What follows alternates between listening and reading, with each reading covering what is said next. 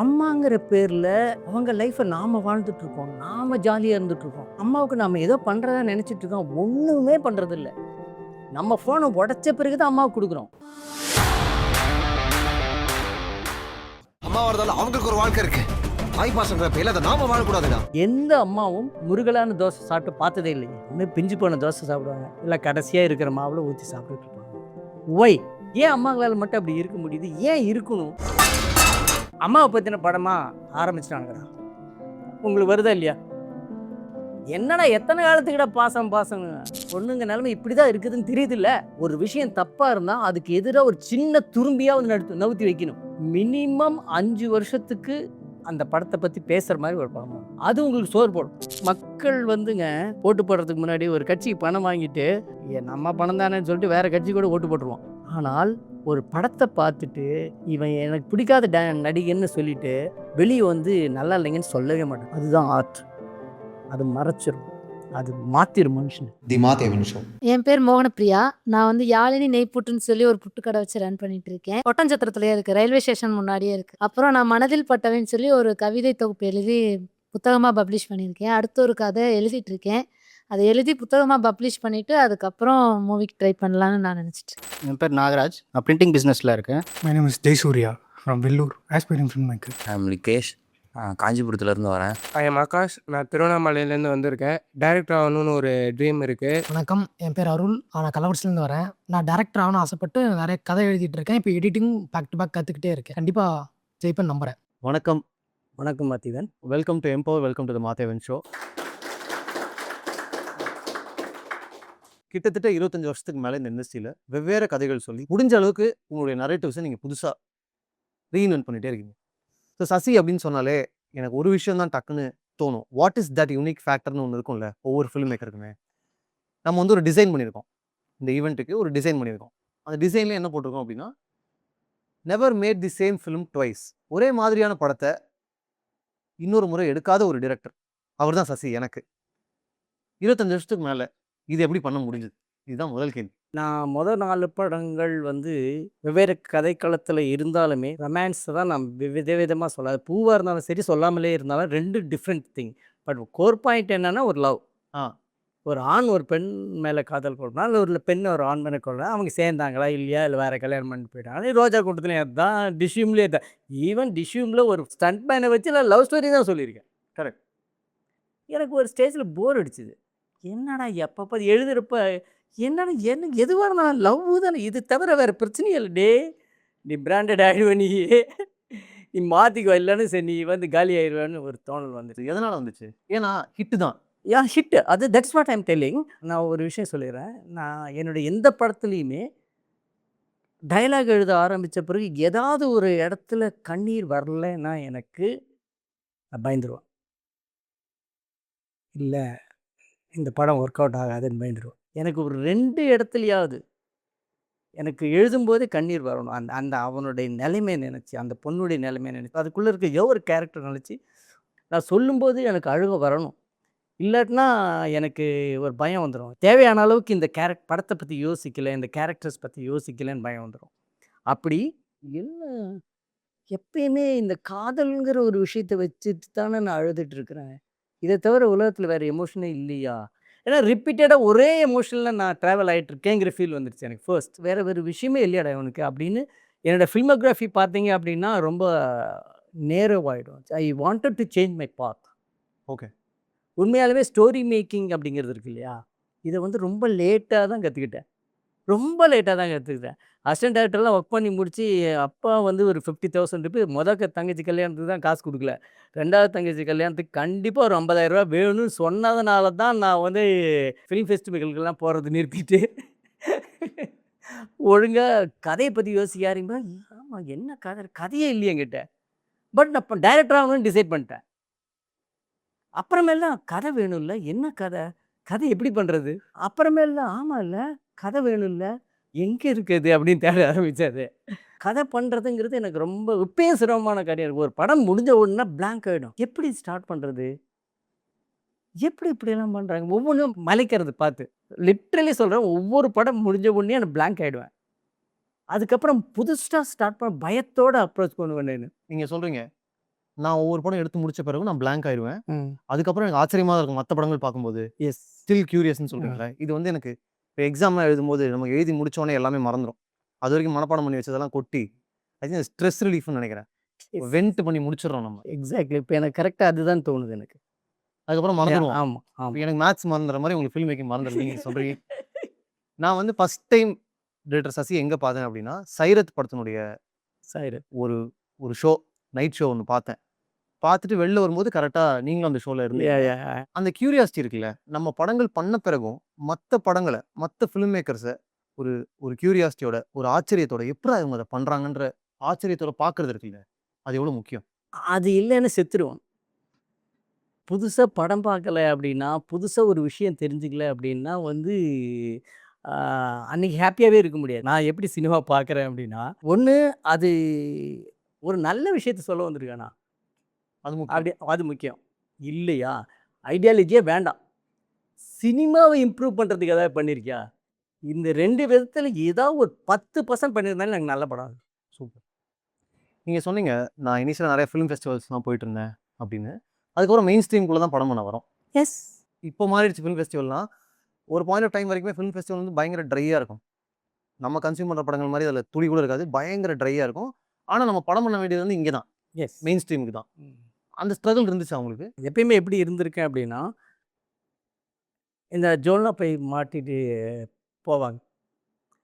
அவங்கள பார்த்தா ஒரு சின்ன பயம் இருக்கும். பெரும்பாலான நாட்கள் அதில வந்து ப்ரொடக்டிவா இருக்கவே மாட்டாங்க. டேட்டா பேங்கா இருப்பாங்க அவங்க. பட் கிரியேட்டரா இருக்க மாட்டாங்க. ஏன் இருக்க மாட்டாங்க அப்படின்னா, கத்துக்கிட்டே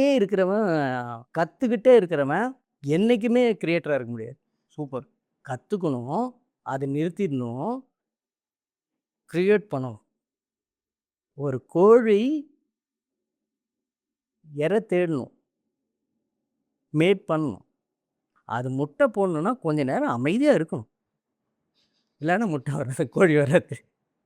டைரக்டர்ஸ் அப்படிங்கிறவங்க யாருன்னா ரொம்ப ரொம்ப ரேர் ப்ரீட். கிரியேட்டரா இருக்கணும்னா என்னவா இருக்கணும்? என்ன சார் அது வந்து நிறைய படிக்கணும், அது பிளா படம் பார்க்கணும், அது இது என்னென்ன சொல்லுவாங்க.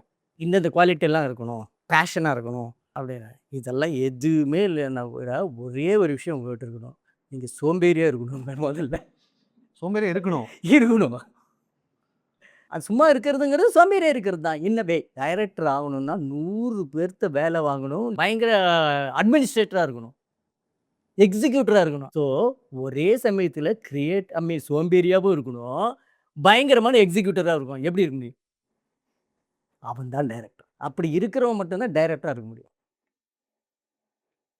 இது 2ல் ஒரு குவாலிட்டி மட்டும் இருந்தால் வேலைக்கு ஆகாது. எக்ஸிக்யூட்டராக மட்டும் இருந்தீங்கன்னா வேலைக்கு ஆகாது. இல்லை கிரியேட்டராக மட்டும் இருந்தேன்னா வேலைக்கு ஆகாது. 2மே சேர்ந்த ஸ்பெஷல் ஸ்பீசஸ் தான் டைரக்டர். தேங்க்யூ. உங்களுடைய படங்கள்ல எவ்வளோ வித்தியாசமான கேரக்டர்ஸ் நீங்க கையாண்டாலுமே, முடிஞ்ச அளவுக்கு ஆக்சஸிபிளா தான் வச்சிருக்கீங்க உங்களுடைய படங்கள. Accessible in the sense, mainstream ஆடியன்ஸ்க்கு ஒர்க் ஆகுற படங்கள் தான் நீங்க பண்ணியிருக்கீங்க. எஸ். கரெக்ட்டா? ஆல்வேஸ். இந்த மிடில் கிரவுண்ட் எப்படி புடிச்சீங்க? நான் வந்து முடிஞ்ச வரைக்கும் எளிமையான மனிதர்களை எடுத்துட்டு, அவங்களுடைய விஷயத்த சொல்கிறதுக்கு நான் ட்ரை பண்ணிகிட்டே இருக்கேன். ஆல்வேஸ். அவனுடைய லாங்குவேஜில் தானே சொல்லணும் நான். ஒரு நாள் ஒரு தேர்ஸ்டே அன்னைக்கு வீட்டுக்கு மேலே ஆஃபீஸ் இருந்துச்சு. ஒரு 20 படி இருக்குது. ஒரு 10 படி இப்படி இருக்குது, நடுவில் ஒரு சதுரம் இருக்குது, அதுக்கப்புறம் 10 படி இப்படி மேலே போகுது. அந்த மிடில் இருக்கிற அந்த ஸ்கொயருக்குள்ளே போகும்போது, ஐயோ விகடன் எடுக்கலையே இன்னைக்கு அப்படின்னு சொல்லிட்டு கீதா அப்படின்னு கூப்பிட்டேன், ஒய்ஃபை கூப்பிட்டேன். நெக்ஸ்ட் வெரி மொமெண்ட் வந்து காலையில் எந்திரிச்ச, காஃபி கொடுத்தாங்க, இவ்வளோ வேலை வாங்கிட்டு மறுநாள் விகடன் எடுக்காமல் வந்து உன்னுடைய தப்பு, மறுபடியும் வேலை வாங்குறியா, இதெல்லாம் கர்றன்னு போகுது மைண்டில். இருமா நான் வரேன் அப்படின்னு சொல்லிட்டு டப்பால் 4 ஸ்டெப் நான் இறங்குறேன். அதுக்குள்ளே என் ஒய்ஃப் விகடன் எடுத்துகிட்டு என் புருஷன் எழுத போகிறாரு அப்படின்னு நம்பி நம்பி முன் வச்ச கால பின் வைக்கக்கூடாது, போயிட்டு திரும்பக்கூடாது அவங்களுக்கு. நீங்கள் வராதிங்க அங்கே இருங்கன்னு சொல்லிட்டு அவங்க 4 படி அவசரமாக மேலே ஏறுறாங்க. நான் 4 படி அவங்கள டிஸ்டர்ப் பண்ணக்கூடாதுன்னு சொல்லிட்டு நான் 4 படி இறங்கிட்டேன். அவங்க வந்து 4 ஸ்டெப் மேலே ஏறுறாங்க. இந்த நடுவில் இருக்கிற 2 ஸ்டெப்பில் இந்த புக்கு கை மாறிச்சு. That very moment I thought, அவங்கள 4 படி நான் மேலே ஏற்றணும், அதே சமயத்தில் 4 படி நான் கீழே இறங்கினா தான் என்னுடைய ப்ராடக்ட் கை மாறும். இல்லைன்னா அது அந்த இடத்துலயே நிற்கும். எனக்கும் அவனுக்கு கேப் இருந்துக்கிட்டே இருக்கும். பட் 2 விஷயம் முக்கியம். நான் இறங்குறதும் முக்கியம், அவனை 4 படி மேலே ஏற்றுறதும் முக்கியம். இதுதாங்க என்னுடைய என்ன சொல்கிறது, தியரி, ஸ்ட்ராட்டஜி. ஸ்ட்ராட்டஜி. Yeah. மெயின் ஸ்ட்ரீமுக்கு படம் பண்ணுறது ரொம்ப ரொம்ப ரொம்ப ரொம்ப முக்கியன்றது பல பேர் சொல்லியிருக்காங்க. இவங்க ப்ரூவ் பண்ணிட்டும் இருந்திருக்காங்க. பட் ஸ்டில் இந்த விகடன் கை மாறினதை வச்சு சொல்லும்போது தான் நமக்கு வந்து அது இன்னும் ரிலேட்டபிளாக ரொம்ப பக்கத்தில் ஒரு இமேஜோட கதையாக கன்வே ஆகுது. Thank you so much. எழுதுறது தான் டாஸ்க் ஆக்சுவலாக. ஓகே. அந்த ப்ராசஸ் பற்றி சொல்லுங்கள். இப்போ மேபி உங்களுக்கு அது பழகிருக்கலாம். பட் அப்படிலாம் இல்லைங்க. தட் டைம் 1998 லெட்டரில் வந்து என் ஃப்ரெண்டு எழுதுகிறான், இது மாதிரி நான் ஒரு பஸ் ஸ்டாப்பில் நின்றுருந்தேன், பக்கத்தில் 2 டெஃப் அண்ட் டம் கேர்ள்ஸ் வந்து பேசிகிட்டு இருந்தாங்க, சைன் லாங்குவேஜில் பேசிகிட்டு இருந்தாங்க. எனக்கு ரொம்ப பாவமாக இருந்துச்சு. எனக்கு பார்த்துட்டு என்ன அழகாக இருக்காங்க, ஏன் ஆண்டவன் இப்படியெல்லாம் படைக்கிறான் அப்படின்னு நான் நினச்சிட்டே இருந்தேன். அவங்கள பார்த்து பரிதாபப்பட்டேன். அதுக்கப்புறம் அவங்க வந்து பை சொன்னாங்க. அவங்க 2 பேத்துக்குள்ள பை சொன்னாங்க. அந்த 2 பொண்ணுங்கள வந்து ஒரு பொண்ணு வந்து பை சொல்லிவிட்டு சைக்கிள் தள்ளிகிட்டே வந்து என்கிட்ட வந்து சார் டைம் என்னன்னு கேட்டுச்சு. ஐயோ! அப்போ அந்த பொண்ணு தான் டெஃப் அண்ட் டம்மா, அவங்களுக்காக இந்த சைன் லாங்குவேஜில் இவங்க பேசியிருக்காங்களோ அப்படின்னு சொன்னேன். இது நல்லா இருக்குல்லடா இந்த இன்சிடென்ட்டுன்னு கேட்டேன். சார் குட்ரா, சூப்பர்ரா. அதை வச்சு ஒரு 4 சீன் பண்ணி வச்சுருந்தேன். ஹீரோ ஹீரோயின் இன்ட்ரொடக்ஷன் எப்படி அப்படின்ட்டு. ஒரு டிஸ்கஷனில் போய் உட்கார்றேன். ஒரு ஃப்ரெண்ட் தெரிஞ்சவர் ஒருத்தர் ஒரு ரொமான்டிக் ஃபிலிம் பண்ணுறாரு. அதில் இருக்கிற இந்த ஹீரோயினுடைய ஹீரோயின் இன்ட்ரொடக்ஷனு அந்த ஸ்டோரி டெவலப் ஆகிற விதம் எனக்கு பிடிக்கல. அப்போ நான் அவரை தனியாக கூப்பிட்டு சொன்னேங்க, பாருங்கள் நான் இப்படி ஒரு விஷயம் வச்சுருக்கேன், இது இன்ட்ரெஸ்டிங்காக இருக்குல்ல அப்போ நான் சொன்னது அது மாதிரி இருக்கணும் இந்த படத்துக்கு. ரொமான்டிக் ஃபிலிமுக்கு சீன்ஸ் ஆர் வெரி ஃபஸ்ட்டு எப்படி மீட் பண்ணிக்கிறாங்க, எப்படி டெவலப் பண்ணுறாங்கிறது ரொம்ப முக்கியம். இப்படி முக்கியம். சீன் முக்கியம் அப்படின்னு சொல்லிட்டு நான் அவர்கிட்ட சொன்ன உடனே ஆமாங்க கரெக்டாக பண்ணணுங்க அப்படின்ட்டாரு. அடுத்த நாள் வந்துட்டு தனியாக என்கிட்ட சார் அந்த சீனை என்கிட்ட கொடுக்குறீங்களா கேட்டேன். ஐயோ ஏன்ட்டு இருக்கிறதே ஒரு சீன் தானே. அந்த சீன்ஸை நான் எடுத்துக்கிட்டுமா அப்படின்னு கேட்டார். பயத்தில் டக்குன்னு என்ன சொல்லிட்டு இல்லை அதை வச்சு கிளைமேக்ஸ் பண்ணிட்டேன் அப்படின்ட்டேன். ஓகே, கொடுத்துருவேன், ஆனால் இதை வச்சு நான் கிளைமேக்ஸ் பண்ணிட்டேன் அப்படின்னேன். ஆனால் அப்படிலாம் இல்லை, இது போயிடக்கூடாது அப்படிங்கிற பயத்தில் நான் அப்படி சொன்னேன். உண்மையாகவே சொல்கிறேன், அந்த very moment the next moment ஏன் இதை வச்சு கிளைமேக்ஸ் பண்ணக்கூடாதுன்ட்டு இருந்துச்சு எனக்கு. அப்படி தான் என் கதை வந்துச்சு சொல்லாமலே. இந்த ஃபுல் ஸ்கிரிப்டை ரெடி பண்ணிட்டு தான் ஆர் நரேட் பண்ணிட்டு தான் நமக்கு அடுத்த கட்டம் போக முடியும்னு ஒன்று இருக்கு. ஸோ அந்த ப்ரெஷர்ஸை நீங்கள் கான்ஸ்டன்ட்டாக ஹேண்டில் பண்ணிட்டே இருந்திருக்கீங்க ஆல்வேஸ். ஏன்னா என்ன ஒரு சக்ஸஸ் கொடுத்தா கூட நான் அடுத்த ப்ரொடியூசர் அப்ரோச் பண்ணுறதே டிலே ஆகுது. அந்த சக்ஸஸ் மறையிற சமயத்தில் தான் ஒரு ப்ரொடியூசர் அப்ரோச் பண்ணுறேன். ஸோ இங்கே சரி எனக்கு தெரிஞ்சு பிச்சைக்காரனுக்கு அப்புறம் நான் வந்து ஃபஸ்ட் வீக்கில் கமிட் ஆகிட்டேன். அப்போ தான் வந்து வெரி ஃபர்ஸ்ட் டைம் ஒரே ஒரு லைன் சொன்னதுக்காக எனக்கு அட்வான்ஸ் கொடுத்தாங்க. மற்ற எல்லா படமுமே நான் ஃபுல் ஸ்கிரிப்ட் சொல்லி ஆகணும். ஆனால் என்னுடைய சக்ஸஸ் ரேஷியோ பார்த்தீங்கன்னா சொல்லாமலே, ரோஜா கூட்டம், டிஷ்யூம், இது 3 கண்டினியூஸ் ஹிட்டு. பூ நினச்ச மாதிரி போகல, 555 நினச்ச மாதிரி போகல, மறுபடியும் பிச்சைக்காரன், சிவப்பு மஞ்சள் பச்சை, 100 சாமி ஹிட் ஆகும்னு நம்புகிறேன். நான் என்ன சக்ஸஸ் ரேஷியோ பார்த்தீங்கன்னா என்னது வந்து 70% 80% இருக்கு எனக்கு. கரெக்ட். ஆனாலும் நான் வந்து கதையை முழுசாக தான் சொல்ல வேண்டிய கட்டாயத்தில் இருக்குது இப்போ வரைக்கும். ஆமாம். ஆனால் அந்த இதில் மட்டும் பிச்சைக்காரன் ஹிட்டுக்கு அப்புறம் செகண்ட் வீக்கில் கமிட் ஆகிறான் இல்லையா, ஃபஸ்ட் வீக்கில் கமிட் ஆகிறேன். கமிட் ஆனால் போயிட்டு இது மாதிரி மாமனுக்கும் மச்சானுக்கும் இருக்கிற ரிலேஷன்ஷிப் தாங்க படம் அப்படின்னு அட்வான்ஸ் கொடுத்துட்டாங்க. அது வந்து அந்த லைனுக்காகலாம் இல்லைங்க, பின்னாடி பெரிய சக்ஸஸ் ஒன்று இருக்குது, அவ்வளோதான். அந்த சக்ஸஸ் மேட்டர்ஸ். ஏடியாக இருக்கும்போது ஒரு ரைட்டர் அவர் வந்து கேட்குறாரு, கல்யாணம் பண்ணிக்கல சார் ஏடியாக இருந்துகிட்ருக்கேன், இங்கே எங்கே சார் நான் போயிட்டு கல்யாணம் பண்ணுறது, அதெல்லாம் கிடையாது, இப்போ அது எப்போன்னே தெரியல, கல்யாணம் நடக்குமா இல்லையான்னு கூட தெரியாது எனக்கு அப்படின்னு. இல்லை சசி, நான் எதுக்கு சொல்கிறேன்னா, நான் ரீசெண்டாக நான் மேரேஜ் பண்ணேன். என் ஒய்ஃபு ஒரு தம்பி ஒருத்தர் இருக்கான், என் கூட பேர் அடிக்கிறான். நானும் அவங்க கூட வந்து ஃப்ரெண்ட்லியாக பேர் அடிக்கிறேன். ஆனால் அவன் 2வது பியருக்கு மேலே நான் போகக்கூடாது அப்படிங்கிறது அக்காவை காப்பாற்றுறதுக்காக அவன் ரெடியாக இருக்கான். அவன் இதுக்கு மேலே மாமா வேண்டாம் மாமா அப்படிங்கிறான். திடீர்னு அடுத்த நாள் வந்து நாங்கள் 2 பேரும் பேர் அடித்ததை வந்து என் ஒய்ஃபுக்கு தெரியாது. ஸோ அவள் வந்து என்ன சொல்கிறேன், அவன் என்ன இங்கே காலேஜுக்கு போகாமல் இருக்க, நீங்கள் கேட்க மாட்டீங்களா, ஃப்ரெண்ட்லியாக தெரிஞ்சிட்டு இருக்கீங்க அப்படின்னா. நான் சொன்னேன் ஒன்று, டே இவங்க பாடுறேன் அப்படின்னு.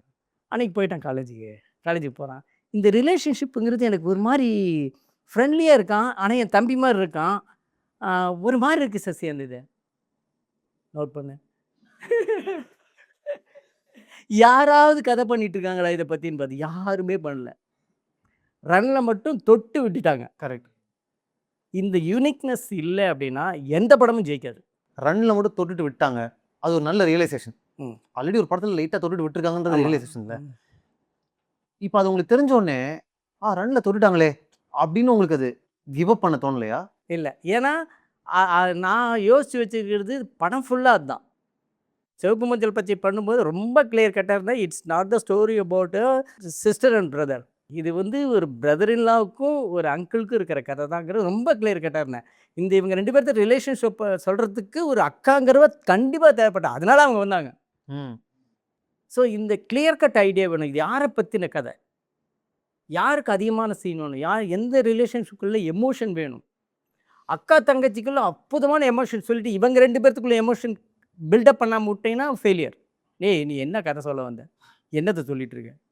அதே மாதிரி பிச்சைக்காரன் படம் வந்து பிச்சைக்காரர்கள் பற்றிய கதை அல்ல, ஒரு பணக்காரன் பிச்சைக்காரனான கதை. அதுக்குள்ளே எந்த அளவுக்கு பிச்சைக்காரர்களை பற்றி சொல்ல முடியுமோ அந்த அளவுக்கு தான் சொல்லியிருக்கேன். ஏன் இது இப்படி கிளியர் கட்டாக சொல்கிறேன் அப்படின்னா, ஃபஸ்ட்டு இந்த கிளாரிட்டி இல்லைன்னா நீங்கள் ஜெயிக்க முடியாது. நம்ம என்ன கதை எடுத்துருக்கோம் கிளாரிட்டி, அது முன்னாடி சொல்லிட்டேன். நான் இந்த கதை பண்ணி முடித்த உடனே தட் வாஸ் அங்கேருந்து ஒரு 5 வருஷத்துக்கு முன்னாடி கதை பண்ணி முடித்த உடனே பாலா சார் வந்து நான் கடவுள் பண்ணுறேன்றார். அப்புறம் பார்த்தா பிச்சைக்காரருடைய கதை ஜெயமோகன் சாருடைய 7ஆம் உலகத்தை எடுக்கிறேன்னு சொன்ன உடனே நான் ஆஃப் ஆகிட்டேன். ஏன்னா இந்த கதைக்கு இந்த படத்துக்கான பிச்சைக்காரனுக்கு ரெஃபரன்ஸில் அதையும் நான் படிச்சிருக்கேன். அது எவ்வளோ இன்டென்ஸ்டான கதைன்னு தெரியும் எனக்கு. ஆஃப் பண்ணிட்டேன். ஏன்னா நானும் அவ்வளோ இன்டென்ஸ்டாக பண்ணி வச்சுருந்தேன் அந்த கதையில். இப்போ இந்த பிச்சைக்காரன் நீங்கள் பார்த்தீங்களா, அதில் வந்து ஒரு மேட் கேர்ள் ஒரு பொண்ணு வரும், அது மனநிலை சரியில்லாத அந்த பொண்ணு தான் ஹீரோயின் அங்கே என்னுடைய கதை, பழைய கதையில் முதல் வெர்ஷனில். அப்போ என்ன, ஸோ ரொம்ப இன்டென்ஸ்டாக பண்ணி வச்சுது. ஸோ நான் கடவுள் வந்தவர்னா நான் நிறுத்திட்டேன். நமக்கு ஏதோ ஒரு கதை வேணுமே, நான் அலைபாஞ்சிட்டு இருக்கிறப்ப சரி அதை வச்சு பண்ணி பார்க்கலாமே. அது இல்லைப்பா ரொம்ப அதான் நான் கடவுள் வந்துருச்சே அப்படிங்கும்போது, சார் இது கமர்ஷியலாக பண்ணலாம் சார் நம்ம அப்படின்னு கமர்ஷியலாக தூக்கி பண்ணும்போது தான் அந்த ஹீரோயினை தூக்கி வெளியே வச்சேன். அப்போ ஆட்டோமேட்டிக்காக என்ன ஆகிடுதுன்னா அந்த சிக்னஸ் போயிடுது. பிச்சைக்காரர் உலகத்துக்குள்ளேயே சுற்றுற விஷயம் இருக்கு இல்லையா, அது போயிடுது. இப்படி நிறையா இது கமர்ஷியலாக தான் பண்ணுறது. இது நான் கடவுள் ஆல்ரெடி பண்ணதுனால இதை கமர்ஷியலாக பண்ணுறதுன்னு டிசைட் பண்ணதுனால தான் பிச்சைக்காரன் ஹிட் ஆச்சு. வேற ஒரு வெர்ஷனில் நமக்கு தெரியும். உங்களோட எல்லா படமும் ரொம்ப பிடிக்கும். ஆனால் எனக்கு 555 கொஞ்சம் எக்ஸ்ட்ராவாக பிடிக்கும் சார். ஏன்னா அந்த படம் போலங்கிறது ரொம்ப நான் பர்சனலாக ரொம்ப ஃபீல் பண்ணேன் சார். எனக்கு அந்த மாதிரி ரொம்ப ரொம்ப பிடிக்கும். நான் அந்த வில்லனோட பேக் ஸ்டோரிக்கு அழுதேன் சார். அவரோட அந்த பாயலோட ஸ்டோரி அவர் சொல்லும்போது நான் உண்மையாகவே அழுதேன். நான் அழுதுட்டு நான் என்னை யோசிச்சு பார்த்தேன், நான் ஏதாச்சும் பைத்தியமா, நான் ஏன் இப்போ இவனுக்கு ரூட் பண்ணிக்கிட்டு இருக்கேன். That is the point, very core point to that movie become failure. Okay. வில்லனை கொண்டாடுற அளவுக்கு ஆயிடுச்சு. ம். இங்கே ஹீரோவுடைய லவ் இருக்கு இல்லையா, அந்த ஹீரோவோட லவ் என்னன்னா ரொம்ப பியூட்டிஃபுல்லான லவ், அது ரொம்ப இன்ட்ரெஸ்டிங்கான லவ். அவனுக்கு ஒரு பவர் இருக்குன்னு இந்த பொண்ணு நினச்சிக்கிறது. பட் எல்லாமே அது எப்படின்னா அதுக்குள்ளே எமோஷன் கம்மியாக இருந்தது, என்டர்டெயின்மெண்ட் நல்லா இருந்தது, இன்ட்ரெஸ்ட் இருந்தது. பட் அதுக்குள்ளே பியூட்டிஃபுல் லவ் இல்லை. கஜினியில் வந்து அந்த பொண்ணு அவன் பணக்காரங்க சரியாமே செத்து போயிடுவான். அது கிடைக்கிற ஃபீல் இருக்குல்ல, அந்த ஃபீல் இதில் கிடைச்சிருக்கணும். அது அந்த மாதிரி ஒரு ஃபீல் அந்த கதைக்குள்ளே இருந்திருக்கணும், அந்த லவ்வுக்குள்ளே இருந்திருக்கணும். அப்போ அந்த படம் இன்னும் சக்ஸஸ் ஆகிறதுக்கான சான்சஸ் நிறைய இருந்திருக்கும். வில்லனுடைய லவ் ஸ்டோரி வந்து பயங்கர எமோஷ்னலாக இருக்குது, ரொம்ப டச்சிங்காக இருக்குது. பட் ஹீரோயினுக்கான லவ் ஸ்டோரி வந்து இன்ட்ரெஸ்டிங்காக இருந்தது தவிர எமோஷ்னலாக இல்லை. ஸோ அந்த இடத்துல இது அப்படியே உல்ட்டா இருந்திருக்கணும். அப்போ தான் ஒரு ஹீரோயினை தேடுறான் அப்படிங்கும்போது எனக்கு ஒரு லாங்கிங் இருந்திருக்கும், ஒரு ஏக்கம் இருந்திருக்கும் எனக்கு.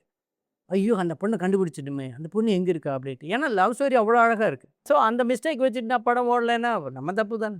நீங்கள் அந்த விகடன் மேட்டர் சொன்னீங்கல்ல, இப்போது சிகப்பு மஞ்சள் பச்சையில் அந்த மாதிரி நிறைய மொமெண்ட்ஸ் நடக்கும். சித்தார்த் சார் வந்து அந்த படிக்கட்டில் உட்காந்துருப்பாரு, அவங்க அம்மா சொல்லுவாங்க, டேய் நீ இறங்கி வர முதல்ல, அப்புறமா தான் அவன் வருவான் அப்படின்னு சொல்கிற அந்த பாயிண்ட்டாக இருக்கட்டும். அதே மாதிரி அந்த படத்தோட இன்டர்வல் பிளாக்குமே வந்துட்டு எப்படி இருக்குன்னா, லிஜோமல் இங்கே உட்காந்துருப்பாங்க, அவங்க கையை இங்கே பிடிச்சிட்டு அவர் கையை பிடிப்பாங்க, சித்தார்த் பேக்ல இப்படி பிடிச்சிட்டு இங்கே பிடிப்பாங்க.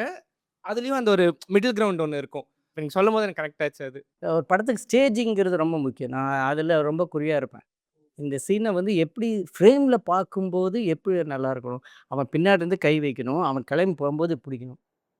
இப்படி ஒரு கையை ஹஸ்பண்ட் மேலேயும் ஒரு கையை வந்து தம்பி மேலேயும் வைக்கிறது தான் இன்ட்ரோல் பாயிண்ட்டுங்கிறது மென்டலாக வந்த பிறகு தான் நான் எழுதுறேன் அந்த சீனை.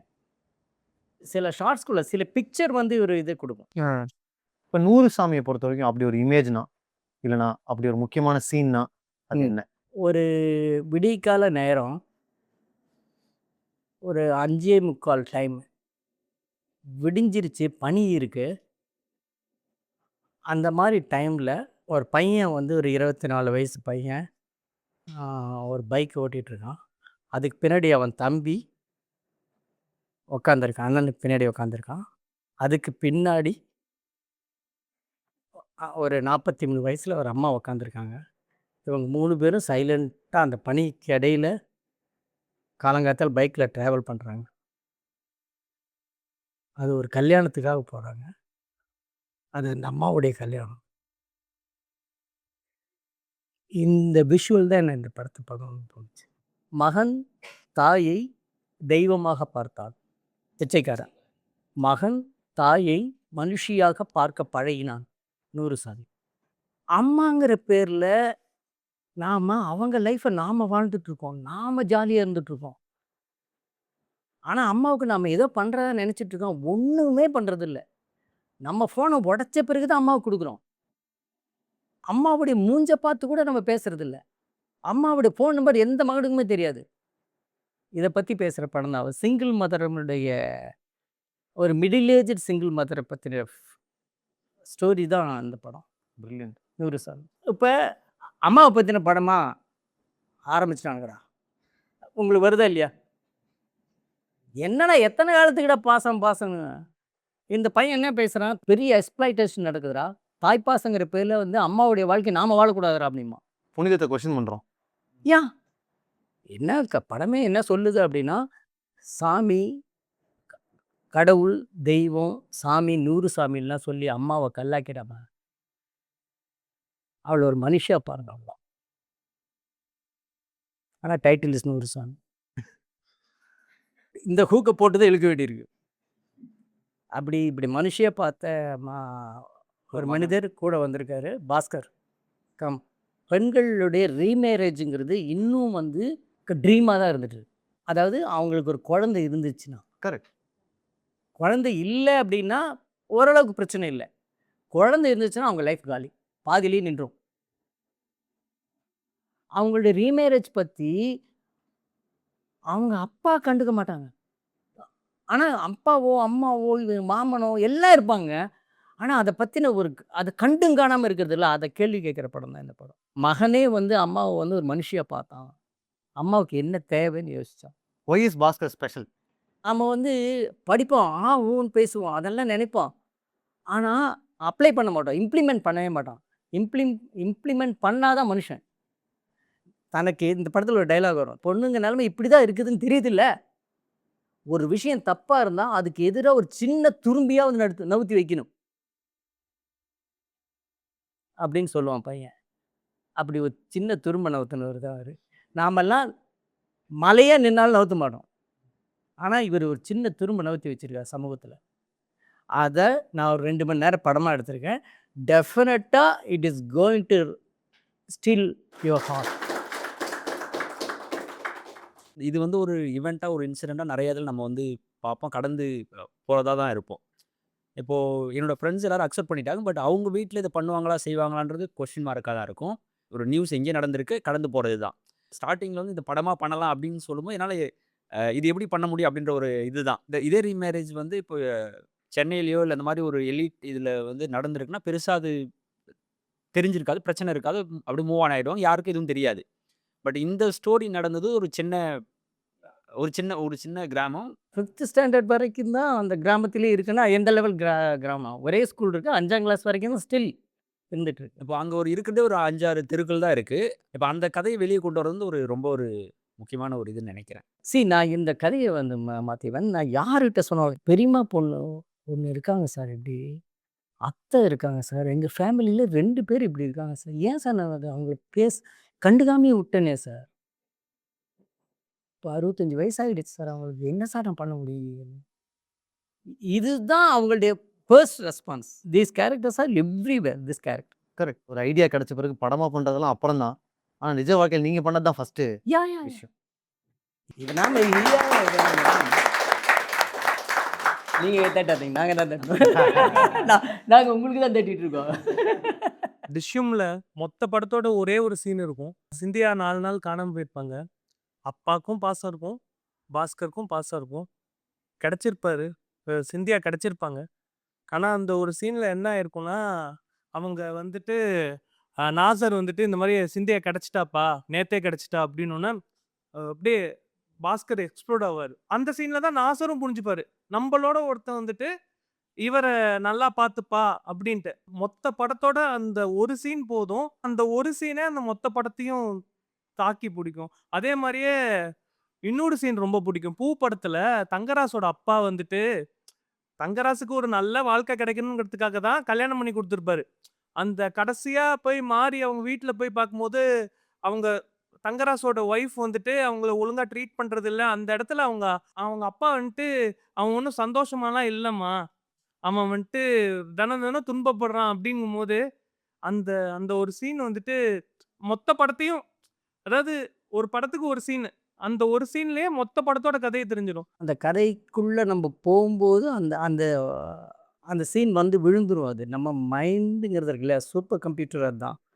அது நமக்கு தேவையான இடத்துல தேவையான ஒரு விஷயம் வந்து உக்காந்துரும். அது பிச்சைக்காரன்ல எல்லாரும் எல்லாம் சொல்லுவாங்க. எனக்கு ஒரு சீன் ரொம்ப பிடிக்கும். அந்த பஸ் ஸ்டாப்ல வந்துட்டு அந்த பொண்ணுக்கு அப்பதான் அவன் பிச்சைக்காரனா இருக்கான்னு தெரியும். மழை பெய்யும். அந்த மழையில வந்துட்டு முதல்ல அவ நார்மலா காசு கொடுப்பா, வாங்க மாட்டா. ஒருவேளை நான் பிச்சைக்காரனா உன்னைய பாவிச்சு நான் கொடுத்தா ஓகேவா அப்படின்னா, அந்த சார் அந்த மொத்த படத்தோட இந்த ஒரு சீன் போதும் சார் அந்த மொத்த படத்துக்கு எடுக்கிறதுக்கும். இது வரைக்கும் உங்களுக்கு பார்த்துட்டு இருக்கிறதுல எல்லா படத்துலயும் இந்த மாதிரி ஒரு சீன் வச்சிருங்க. அது நமக்கே தோணும். அது எழுதும்போதே எனக்கு தெரியுது, இந்த சீன் கண்டிப்பாக பேசப்பட போகுது. நான் எப்பயுமே டிஸ்கஷனில் என்ன சொல்லுவேன் மாத்தேவன், இந்த படம் சக்ஸஸ் ஃபெயிலியர்லாம் அப்புறம். அடுத்த 5 வருஷத்துக்கு ஸ்டோரி டிஸ்கஷனில் சினிமா டைரக்டர்ஸ் கூட இந்த நம்ம படத்தை பற்றி விவாதிக்கணும். அந்த ப்ளே எப்படி இருந்து பாடுறாரு. 5 வருஷத்துக்கு பேசணும். அது மினிமம் 5 வருஷத்துக்கு அந்த படத்தை பற்றி பேசுகிற மாதிரி ஒரு படம் பண்ணணும். அது உங்களுக்கு சோறு போடும். இதுக்கப்புறம் நீங்கள் ஒரு 2 வருஷம் கழிச்சு படம் பண்ணுறீங்களா, பண்ணுங்க. அப்போ என்ன நினைப்பான், டேய் அந்த படத்து டைரக்டர் கதை கேட்கறது ரெடியாக இருப்பானுங்க. ஸோ நீங்கள் எவ்வளோ சீக்கிரம் படம் பண்ணுறீங்கன்னு முக்கியம் இல்லை, பண்ணுற படம் எவ்வளோ எவ்வளோ நாளுக்கு பேசப்பட போகுது. That is very important. ஏன்னா சக்ஸஸ் ஃபெயிலியர் நம்ம கையில் இல்லை. ஆனால் சக்ஸஸை மனசில் வைக்காமல் நான் எந்த படமும் பண்ண மாட்டேன். இப்போ நான் நூறுசாமி இந்த ஒரு விஷயத்துக்காக நான் சொல்கிறதுக்காக நான் படம் பண்ணுறேன். இதை சொல்லணும்டா, இந்த விஷயத்தை சொல்லணும்டான்னு சொல்லி படம் பண்ணுறேன். அது போய் ரீச் ஆகிற பொறுப்பு என்கிட்ட இருக்கா இல்லையா?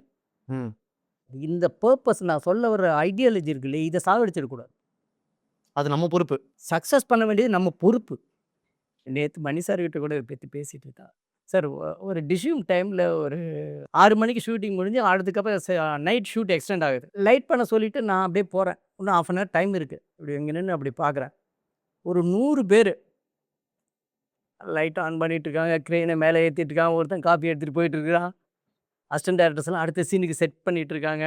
இதெல்லாம் இங்கேருந்து அப்படியே பார்க்குறேன். யார் நான்? எனக்குள்ள ஏதோ ஒரு விஷயம் ஸ்ட்ரைக் ஆகுது. இதை கதையாக கன்வெர்ட் பண்ணுறேன். இது ப்ரொடியூசர்கிட்ட சொல்லலாம், கோடிக்கணக்கில் என்னை நம்பி இன்வெஸ்ட் பண்ணுறான். என்கிட்ட இருந்து கிளம்பின ஒரு விஷயத்துக்காக அதை வந்து இம்ப்ளிமெண்ட் பண்ணுறதுக்கு, அதை வந்து மெட்டீரியலைஸ் பண்ணுறதுக்கு இவ்வளவு பேர் உழைச்சிட்டு இருக்காங்க. Who am I? டைரக்டர். சரி, நான் இப்படி இறங்கி போயிட்டேன்னா என்ன பண்ணுவாங்க? எனக்கு இந்த தாட் வந்துச்சு. எனக்கு இப்படி இறங்கி போயிட்டேன், ஆனால் அப்படியே போயிட்டேன்னு வச்சுக்கோங்களேன், என்ன பண்ணுவாங்க இவங்க? டைரக்டர் காலம் ஒரு ஷாட் எடுக்க முடியாதுங்க யாரும். எங்க கூடயே ட்ராவல் பண்ணியிருப்பாங்க டீம். எல்லா சீனும் தெரியும், என்ன காஸ்டியூம் தெரியும், எல்லாமே தெரியுங்க. ஆனால் ஒரு ஷாட் எடுக்க முடியாது. Is the director. நீங்கள் வந்து மாலிவுட் டைம்ஸ்னு இப்போ ஒரு படம் வந்திருக்கு, அதை பற்றி யாராவது உங்களுக்கு பேசினாங்கன்னு தெரியல. இல்லை, நான் படம் பார்க்கணுங்கிறது ரொம்ப ஆர்வமாக இருக்கேன். ஏன்னா என் பொண்ணு படம் பார்த்துட்டு வந்து நீ உனக்கு ரொம்ப பிடிக்கும், நீ கண்டிப்பாக பார்க்கணும்னு சொல்கிறேன். கோலிவுட் டைம்ஸ் எடுக்கலாம் நீங்கள். இப்போ நீங்க ஒன்று சொன்னீங்கல்ல, அந்த இன்டென்சிட்டியோட பண்ணணும் அது. ஸ்வீட் சசி பண்ண முடியாது அது. இல்லை அவர் வந்து ஐயோ அவருடைய அந்த முகுந்தன் அசோசியேட்ஸ் ஐயோ அப்பா இவ்வளவு ஆனஸ்டாலாம் என்னால் but is wonderful director wonderful என்ன சொல்கிறது ஹார்ட் கோர் என்ன சொல்கிறது கட் த்ரோட் ப்ரூட்டல் ஆனஸ்டி அவர்கிட்ட இருக்குது 2 பாஸ் எனக்கு எப்பயுமே ஆனால் ஏதோ ஒரு விஷயத்துக்காக என்னை நம்பி கோடிக்கணக்கான பணம் போடுறான் ப்ரொடியூசர் முதல் பாஸ். முதல் பாஸ் இது சூப்பர் பாஸ் ஒருத்தர் இருக்கார் அவர் ஆடியன்ஸ் இந்த பாஸோட சீட் பண்ணுறதுக்கு ஏதோ ஒரு ரீசன் இருக்கலாம் ஆனால் அந்த பாஸை சீட் பண்ணுறது எனக்கு ரீசனே கிடையாது ஏன்னா என்னை நம்பி வரான் இந்த பாஸாவது நான் வந்து கதை சொன்ன பிறகு இது ஓடும் லாபம் கொடுக்கும் அப்படின்னு சொல்லி வராங்கிற இந்த பாஸ் சாதா ஃபர்ஸ்ட் பாஸ் சூப்பர் பாஸ் இருக்காரு அவர் எடுத்து காசை கொடுத்துட்டு தான் என்ன நம்ம ஏன் வரான் அவன் காசை என்கிட்ட கொடுத்துட்டான் அவன் எவ்வளோ நம்பிக்கை இருந்தால் என்கிட்ட கொடுப்பாங்க அவனை ஐ நெவர் சீட் பிச்சைக்காரங்களை பற்றி நம்ம ஒரு படம் எடுக்கிறோம், அவங்க லைஃப்பை காமிக்க போகிறோம் அப்படின்னா ஈஸியாக ஒரு சிம்பத்தி கிரியேட் பண்ணுறதுக்கான எல்லா கிமிக்ஸுமே அங்கே நம்மளால் பண்ண முடியும்.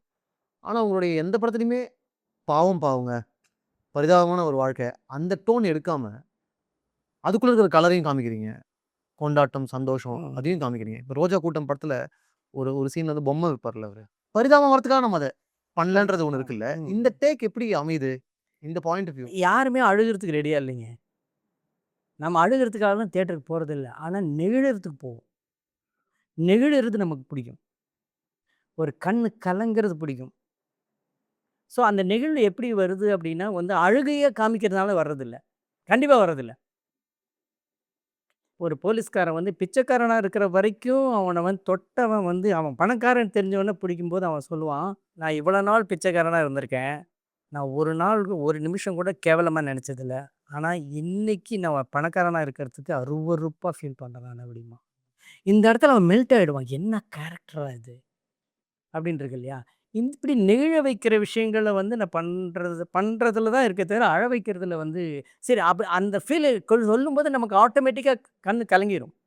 ஒரு பொண்ணு இதை பிச்சையாக கொடுத்தா வாங்கிப்பியான்னு சொன்னோன்னா அவன் உக்காந்து கையேந்துறான் பார்த்தீங்களா, அந்த இடத்துல நெகிழ்ந்துருவோம் நம்ம.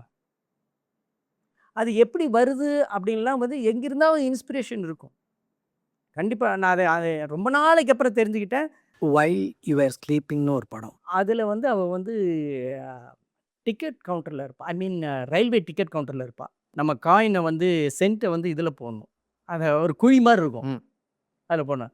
இவன் வந்து அந்த பொண்ணை லவ் பண்ணுறான். ஃபஸ்ட்டு இவன் எங்கே போகணுன்னு சொல்லுவான், அவள் டிக்கெட் போட்டுருவா, அதுக்கு இப்போ காயின் போடுவான். ஒரு நாள் அந்த போக வேண்டிய இடம் சொன்னோன்னா அவள் வந்து டிக்கெட் போட்டவுடனே அதை எடுத்துட்டு இவன் வெட்டிங் ரிங்கை போடுவான். அந்த ரிங்கு வந்து அந்த இதில் சுற்றி அப்படி நிற்கும். அதுதான் நீங்கள் சொல்கிற அந்த சீனில் இந்த வந்து இந்த பிச்சையை கொடுத்தா வாங்கிப்பியா அப்படின்னு கேட்டப்போ இவன் மண்டி போட்டு உக்காந்த உடனே இப்போ கை நீட்டுவான். ஓகே, அதுக்கு முன்னாடியே 500 நோட்டை கொடுக்குறேன்னு சொல்லிட்டான். இப்போ மறுபடியும் அந்த 500 நோட்டை போடுறது வந்து there is nothing creativity. So கையை நீட்டி உக்காந்த உடனே அவள் வந்து தன்னுடைய லவ்வை வந்து பிச்சையை போடுவாள், கிஸ் பண்ணுவாள் அந்த காதில். இது எங்கிருந்து வருதுன்னா அந்த பொண்ணு தன்னுடைய இப்படி ஒரு ரிங்கு வந்துட்டு விடுன்னு எதிர்பார்க்கவே இல்லை இல்லையா. அது நான் ஷாக் ஆனேன். எப்போ 20 இயர்ஸ் மேலே இருப்பாங்க. அப்புறம் படம்லாம் ரொம்ப ஓடினதுக்கப்புறம் இது எங்கேருந்து வந்திருக்கும்னு யோசிக்கும் போது எனக்கு மேபி அங்கேருந்து வந்திருக்கலான்னு தோணுது. இப்போ நீங்கள் கனெக்ட் பண்ணி கூட முடியாது உங்களால், பட் எனக்கு தெரியுது. எனக்கு புரியுது. It's not the scene, it's the feeling of the scene. Ya, what you felt. Ya, ring வந்து விழுந்தோடனே நமக்கு ஒரு சர்ப்ரைஸ், நமக்கு வந்து இல்லையா. அந்த மாதிரி ஒரு சர்ப்ரைஸாக தான் நான் அதை பார்த்தேன், அந்த கிஸ் பண்ணுற விஷயம். இப்படி தேடி தேடி பார்க்குறது தான். தேடி பார்க்குறப்ப நம்ம அஃபெக்ட் ஆகிறது நம்ம கண்டிப்பாக அது வந்து ரீக்ரியேட் ஆகும். அது பார்க்காம நடக்காது, படிக்காமல் நடக்காது, அப்சர்வ் பண்ணாமல் நடக்காது. ஸோ மாத்தியனுடைய எல்லா ஷோலையும் இப்படி கை வச்சு எடுக்கிறப்ப அந்த அந்த சவுண்டு, அது போயிட்டு பின்னாடி நின்று அந்த ஹேட்டாம் இது மாதிரி யாருமே ஷார்ட் எடுக்கவே இல்லையப்பா, எப்படி பார்த்துனா உண்மையாலும் அது இருக்குன்னு நினச்சி தான் வந்தேன் நான். உண்மையாலுமே செம்ம ஷார்ட். அது ஷார்ட்டாகவும் சரி, கலரும் சரி, அதான் ஷார்ட்டாக ரொம்ப நல்லா இருக்கு. அது வந்து ஒரு என்ன சொல்ல, ஒரு லோகோ இல்லையா அது. அந்த லோகோ வந்து வேற அந்த எந்த இதுலேயும் நான் பார்த்ததில்ல. நான் எவ்ரி டைம் அதை ரசிப்பேன். அது இதுக்கு முன்னாடி அதை ஒமிட் பண்ணிட்டு பார்க்க மாட்டேன். அந்த சவுண்டு, அந்த கலர் இந்த சேம் நினைக்கிறேன். ரொம்ப பிடிக்கும். ஃபேசினேஷன் தானே மேட்ரு. வாழ்க்கைய வந்து அப்படியே நீங்க காட்டுறதுல எந்த இதுவும் கிடையாதுங்க. அது சினிமாவா மாத்துறது தான் உங்க ஸ்கில், உங்க கிராஃப்ட் இருக்கு. அப்ப சினிமான்னா என்னான்னு புரிஞ்சுக்கணும். மக்கள் எங்க கை தட்டுறான்னு அப்சர்வ் பண்ணணும். ஆனா, அவன் கை தட்டுறதுக்கு மட்டுமே நீங்க படம் பண்ணீங்கனாலும் தோத்துருவீங்க. அது ஒரு விதமான அந்த பிளெண்ட் வந்து கரெக்ட்டா இருக்கணும் அது. வான் காஃப்ன்ற ஒரு ஓவியர் வந்து அந்த காத அறுத்து குடுத்துட்டாரு அப்படின்னு சொல்லி, அந்த காதல் எந்த அளவுக்கு அவர டிஸ்டர்ப் பண்ணுச்சோ, இல்ல ஏதோ ஒண்ணு இதுல அந்த காதையே அறுத்து குடுக்குற அளவுக்கு அந்த காதல் இருந்தது தான் சொல்லாமலே எனக்கு வந்து அந்த ஒரு ஐடியா பண்ணீங்க. அதே மாரி நட்ராஜுமே ஸ்வேதா மாதிரி ஒரு பொண்ணு நம்மகிட்ட பேசுறா, நம்மகிட்ட பழகுறா. அந்த காதல் ஒரு உண்மையாவும் இருக்கு. அது ஸ்வேதாக்காக நம்ம நாக்கே அறுத்து குடுத்துறலாம், ஊமையாவே ஆயிரலான்ற மாரி யோசிக்கிறாரு ஒரு பக்கத்து. அ இப்ப மத்த படங்கள்ல வந்து காதல் வளர, வளர, வளர சந்தோஷமா இருக்கும். ஆனா, இங்க சொல்லாமலையில மட்டும் ஸ்வேதாக்கு நட்ராஜ் மேல காதல் வளர, வளர பிரச்சனை தான் வருது. பயம் நட்ராஜ் வந்து பயப்படுறான். எங்க இது நிலைக்காம போயிருமோ? ஸ்வேதா நம்மள விட்டு போயிருவாளோ, போயிருவாளோ பயப்படுறான். கடைசில படம் முழுக்க பேசாமலே இருந்தார் நட்ராஜ். கடைசில இறுதியிலுமே பேச முடியாத மாரியே அவரோட நாக்க அறுத்துக்கிட்டாரு. ரொம்ப அழகா இருந்துச்சு சார் அந்த சீனு. ஸ்வேதாக்காக பண்ணலாம். காலம் முழுக்க ஸ்வேதா மாரி ஒரு பொண்ணு நம்ம கூட இருக்குன்னா, நம்ம நாக்க கூட அறுத்துக்கலாம் அப்படின்னு நெனச்சுட்டாரா? இல்லம்மா, நான் உண்மையாலுமே நான் சொல்ல வந்த விஷயம் என்னன்னா, அன்பு வந்து நேர்மையா இருக்க வைக்கும்.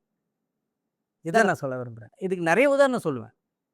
இப்ப ஒரு காய்கறி கடைக்காரர்ட்ட போவோம். "என்னங்க ரூ. 30 சொல்றீங்க, அங்க ரூ. 20 சொல்றாங்கன்னு" ரொம்ப சாதாரணமா பொய் சொல்லிடுவோம். ஆனா, இதே பொய்ய வந்து நமக்கு தெரிஞ்சவங்க கிட்ட, நம்ம செக்யூரிட்டி கிட்ட, நம்ம பழக்கானவரு. அவர்கிட்ட வந்து நம்ம கையில இருந்து ஏதாவது ஈட்டபிள்ஸ் எடுத்துட்டு வரோம் அப்படிங்கும்போது, அத மறைச்சு கொண்டு போறதுக்கு ஒரு கில்ட் இருக்கும். இருக்கா இல்லையா? ஏன்? ஏன்னா, அவங்க நம்ம நேசிக்கக்கூடியவங்க, நம்ம ஆ அடிக்கடி அவங்க நமக்கு பார்க்கக்கூடியவங்க. உதவி இருக்காங்க. அவங்களுக்கு என் மேல அன்பு இருக்கு. எனக்கு அவங்க மேல இருக்கு. ஸோ, இந்த உண்மைய ஒரு பொய்ய சொல்றதுல எனக்கு கில்ட் இருக்கு. ஸோ, என்ன மீனிங்னா, அன்புங்கிறது உண்மையா இருக்க வைக்குது. இதுதான் நான் சொல்ல வந்தது. நான் அது காய் வந்தது நடுறதெல்லாம் என் கணக்கு அது கிடையாது. போய் ரீச் ஆனது வேற மாரி ரீச் ஆச்சு. அதுவும் என்னுடைய மிஸ்டேக் தான். அதே மாரி பூ படத்துல மாரியோட கேரக்டர் ரொம்ப பிடிக்கும் சார். அவங்க வந்து தங்கராசோட தனக்கான காதல ஜெயிக்க விரும்பல. அ கரம் பிடிக்கணுன்றது இன்னொரு வகை. கடைசி வரைக்கும் தங்கராச காதலிக்கிற ஒரு ஆளா இருக்கணும். காதல் வேணா மாறிக்கிட்டே இருக்கலாம். ஆனா, அந்த காதலிக்கும்போது வர அந்த முதல் உணர்வு, அந்த உணர்வுகள் வந்து எத்தன வருஷம் கழிச்சு மாறாது. இப்ப 3ஆம் பிறை மாரி தான். அந்த உணர்வு வந்து இப்போ 10 வருஷம், 15 வருஷம் கழிச்சு பார்த்தாலுமே அந்த ஃபீல் வந்து ஃப்ரெஷ்ஷா இருக்கும். அதே மாரி மாரியோட கேரக்டர் பிடிக்கும் சார். அப்புறம் டிஷ்யூம்லயுமே பாஸ்கர் வந்து சந்தியாக்கான ஒரு ஸ்பேஸ் குடுக்குறாரு. உங்களுக்கு என்ன ஏஜ்? எனக்கு 28 வயசு. இதெல்லாம் பார்த்துருக்கீங்களா? சொல்லாமலே ரோஜா எல்லாமே போட்டாலாம் பார்த்துருக்கேன் சார். அப்படியா? ஆமாங்க சார். நீங்க பொறக்கவே இல்லையே நான். இல்ல எங்க எப்படி அம்மாக்கு எல்லா படமும் பார்த்துருக்கீங்க? எங்க அம்மாவுக்கு பழைய படங்கள் ரொம்ப பிடிக்கும் சார். ஓகே. சொல்லும்போது ஃபர்ஸ்ட்லாம் டிவில நியூஸுக்கு அப்புறம் தான் படம் போடுவாங்க.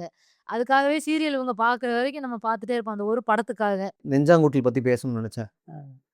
லிரிக்ஸ் இருக்குல்ல, அதுல வந்து எனக்கு பந்தி வச்ச வேலைக்காரி லைன் வந்து ரொம்ப ரொம்ப பிடிக்கும். அந்த மாரி ஒரு கம்பேரிசன் இருந்திருக்கவே இருந்திருக்காதுல்ல. ஆமா. இப்ப லவ்வ சொல்லிட்டு, அதுக்கான ஆன்ஸருக்கு வெயிட் பண்றதோ, இல்ல ஒன் சைடா லவ் பண்றதோ, இதுக்கு வெவ்வேற கம்பேரிசன்ஸ் இருந்திருக்கு.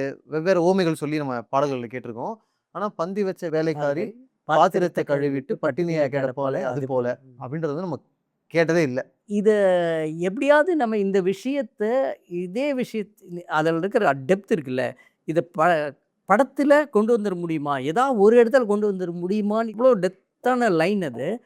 என்ன மெட்டஃபருங்க அது. மியூசிக் வழியாவும், லிரிக் வழியாவும் கதை நகர்த்துறது, நம்ம சொல்ல வந்தத நிறைவு செய்றது இருக்குல்ல, அப்படி உங்களுக்கு மியூசிக் ப்ராசஸ்ல ரொம்ப நிறைவான சில மொமெண்ட்ஸ் இருந்திருக்கும் கண்டிப்பா. நான் சொல்றேன். பட் இது வந்து ஸ்ட்ரெயிட்டா இதுக்கு ஆப்போசிட்ல இருக்கும்.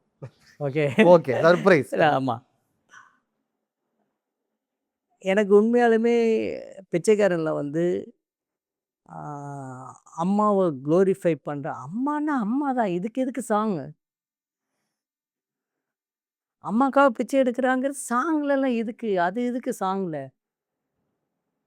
அப்புறம் எனக்கு ஜென்ரலாவே அம்மாவ வந்து குளோரிஃபை பண்ணி, அத வந்து அம்மாவோடைய லைஃப்ப இது பண்றதுக்கு நான் சாப்பிடும்போது மட்டும் ஒரு முருகலான தோசை எப்படியாவது வரும். என் ஒய்ஃப் வந்த பிறகு கூட ஒரு முருகலான தோசை அம்மா கொண்டு வந்து தனியா வச்சுட்டு போயிடுவாங்க. ஆனால், நான் எங்க அம்மா மட்டும் இல்ல, எந்த அம்மாவும் முருகலான தோசை சாப்பிட்டு பார்த்ததே இல்லைங்க. ஒண்ணு பிஞ்சு போன தோசை சாப்பிடுவாங்க. இல்ல கடைசியா இருக்கிற மாவுல ஊத்தி சாப்பிட்டுட்டு இருப்பாங்க. ஒய்? ஏன் அம்மாங்களால மட்டும் அப்படி இருக்க முடியுது? ஏன் இருக்கணும்?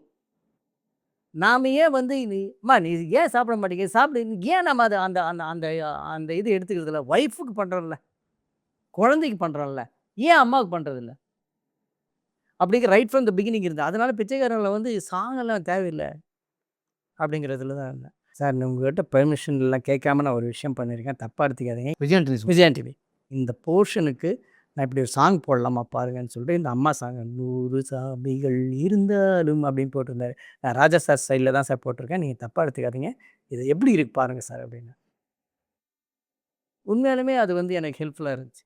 அந்த 100 இப்போ நினச்சி பாருங்க 100 சாமிகள் அங்கே இல்லை அப்படின்னா நான் மியூசிக்லேயே போயிருந்தாலுமே அது இந்த ஃபீல் கொடுத்துருக்காரு. நான் என்ன பண்ணியிருப்பேன், அந்த அம்மா ஃபாரின்ல ட்ரீட் பண்ணுறான், சென்னையில் ட்ரீட் பண்ணுறான், அப்புறம் ஆயுர்வேதிக் ட்ரீட்மெண்ட் பண்ணுறான், இதெல்லாம் காமிக்கிறேன். பட் அதுக்கு சாங் இல்லாமல் ப்ளைனாக மியூசிக்கில் வெறும் மியூசிக்கில் மட்டும் காமிச்சிட்டு அடுத்த லைனுக்கு நவுந்துடலாங்கிறது என்னுடைய தாட். அப்படி தான் ஷூட் பண்ணேன். அது வந்து எனக்கு ஒரு சாங் வந்து என்னை அறியாமல் உருவான விதத்தை தான் உங்களோட சொல்ல விரும்புகிறேன். நான் பண்ண இது வந்து எனக்கு இல்லை, உண்மையாலுமே இல்லை. இப்போ உங்களுக்கு அந்த இடத்துல சாங் தேவையில்லைன்னு தான் முதல்ல தோணியிருக்கு. ஆமாம். ஆனால் ஒரு பாட்டு வருது. ஆ அதுக்கு நீங்கள் ஓப்பனாகவும் இருக்கீங்கல்ல. ஆமாம். நம்ம ஒரு ப்ராசஸில் இருக்கோம். புதுசாக ஒரு ஐடியா வரும்போது அதை சேர்த்துக்கிறதும் ஒரு நல்ல விஷயம். நீங்கள் அந்த கிவ் அண்ட் டேக் இல்லைன்னா, நீங்கள் ஓப்பன் மைண்டடாக இல்லை அப்படின்னா you can be a creative. இல்லை ரொம்ப நாளைக்கு நீங்கள் சக்ஸஸ்ஃபுல்லாக இருக்க முடியாது. இல்லை இந்த இண்டஸ்ட்ரியில் இருக்க முடியாது. ஸோ கண்டிப்பாக நாம் வந்து ஓப்பனாக இருக்கணும். எது எங்கேருந்து வந்தாலுமே அது அக்செப்ட் பண்ணிக்கணும். இப்போ என்னுடைய ஏடி ஐஷு இருக்கா, அவகிட்ட ஒரு இது எடிட் பண்ண சொல்கிறேன். ஓகே, 4-5 ஷார்ட்டை வந்து ஷார்ட் இல்லை 4-5 ஃபோட்டோஸை வந்து இது எடிட் பண்ணி கொடு அப்படின்னு சொன்னால் அவள் வந்து மாற்றி மாற்றி ஒரு விஷயமா எடிட் பண்ணி கொடுத்தா. எடிட் பண்ணி கொடுக்கும்போது சும்மா கொடுக்காம அதுக்கு ஒரு மியூசிக் போட்டு கொடுத்தா. அந்த மியூசிக் வந்து எனக்கு எடிட் பேட்டர்னே மாற்றிடுச்சு. ஆஹா, இந்த விஷயத்தை நம்ம இங்கே சொல்லக்கூடாதுடா, ரியல் விஷயத்தை சொல்லாமல் இந்த மியூசிக்கில் வர்ற இதை வந்து இந்த இடத்துல இன்சர்ட் பண்ணிடலான்னு மாற்றிச்சேன். அது வந்து இப்போ படம் பார்க்குற எல்லாம் வச்சு எப்படி சார் அந்த ஷார்ட் அங்கே வச்சிங்க? உண்மையாலுமே அந்த ஷார்ட்டை நான் வைக்கணும்னு வைக்காம படம் ஃபுல்ஃபில் ஆகாது. ஆனால் இந்த இடத்துல வைக்கணும்னு சொன்னது ஒரு ஏடி. ஸோ ஏன்னா நான் நம்பி அவங்களுக்கு அந்த வேலையை கொடுக்கணும். டெலிகேட் பண்ணணும். Delegation is very important. நம்பணும். அதே சமயம் அக்செப்ட் பண்ணிக்கணும். ஒருத்தர் பூ ஓடலைங்க, ஓகே, இதுக்காக வந்து இப்போ வந்திருக்கணும், 20 வருஷம் கழிச்சு வந்திருக்கணும், இதெல்லாம் கதை கிடையாது. அன்னைக்கு ஓடாததுக்கு என்னுடைய தப்பு இருக்குது. அதில் ஏதோ சம்திங் இஸ் ராங். மக்கள் வந்துங்க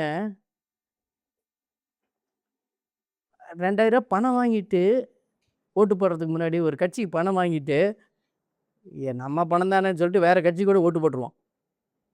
ஆனால் ஒரு படத்தை பார்த்துட்டு இவன் எனக்கு பிடிக்காத நடிகன்னு சொல்லிட்டு வெளியே வந்து நல்லா இல்லைங்கன்னு சொல்லவே மாட்டாங்க.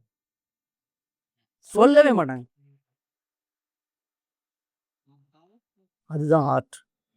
அது மறைச்சிரும், அது மாற்றிடும் மனுஷனை, ஃபேன் ஆக்கிரும். அதை நம்புகிறேன் நான். மனுஷனை மாற்றிடும், கரைச்சிரும். That is art. Great point.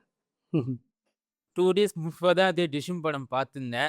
Rewatch இதுவா இது எல்லா காரணமே எனக்கு எக்ஸ்பெஷலி இப்போ ஸ்பெஷல் என்ன பக்ருவோட கேரக்டரு. இது இந்த இந்த ஒரு கும்பல் என்ன டீக்கெல்லாம் டீ சாப்பிடுவாங்க, என்ன இவன் வராண்டா சொல்லியிருந்தோம் மாசு அதான் பண்ணால் பக்ரு என்ட்ரிவா பிஜிஎம் போட்டு அந்த கேரக்டர் எப்படி சார் நீங்கள் ஸ்கிப் பண்ணீங்க ஃபர்ஸ்ட்? என்ன பேர் சொன்னீங்க? பக்ரு. இல்லை உங்கள் பேர்? மோனிஷ். மோனிஷ். நீங்கள் என்ன பண்ணுறதாலும் புதுசாக கொடுக்கறது ட்ரை பண்ணணும், புதுசாக சொல்கிறது ட்ரை பண்ணணும். எவனுமே ஒரு ரெஸ்டாரண்ட்டுக்கு வந்து பழைய சாப்பாடு சாப்பிட்றது வரவே மாட்டான். ராம்காம் பண்ணுறோம், இவனுடைய ஃபீலிங்ஸை சொல்லணும். யாராவது ஒரு கேரக்டர் வேணுமா இல்லையா?